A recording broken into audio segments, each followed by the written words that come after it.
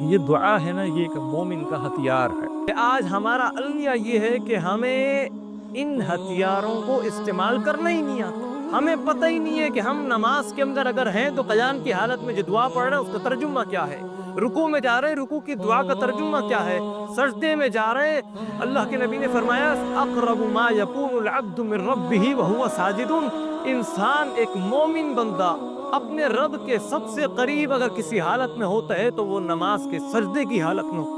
ہم سجدے کی حالت میں ہوتے ہیں، ہمیں پتہ نہیں ہوتا، ہم دعائیں تو پڑھ رہے ہوتے ہیں، دعائیں پڑھ رہے ہوتے ہیں، مانگ نہیں رہے ہوتے، ہمیں اس کا ترجمہ نہیں آتا۔ آج افسوس کی بات ہے کہ ہم اللہ کے قریب ترین ہوتے ہیں، اور اگر یہ تہجد کی نماز کا سجدہ ہو تو اللہ فرماتا ہے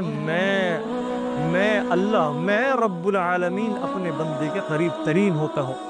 یعنی اگر دونوں حدیثوں کو سامنے رکھیں، ایک فرض نماز، اس نماز کے سجدے میں انسان اللہ کے قریب ترین، اور اگر تہجد کی نماز کی حدیث کو سامنے رکھے تو تہجد کی نماز کے سجدے میں اللہ اپنے بندے کے قریب ترین۔ کتنی قربت ہو گئی، کتنی قربت ہو گئی، اتنی قربت کہ جہاں پر قربت اپنے عروج پر پہنچی ہوئی ہوتی ہے اور ہم اللہ کے اتنا قریب ہوتے ہیں لیکن ہمیں پتہ ہی نہیں ہوتا ہم اللہ سے مانگ کیا رہے۔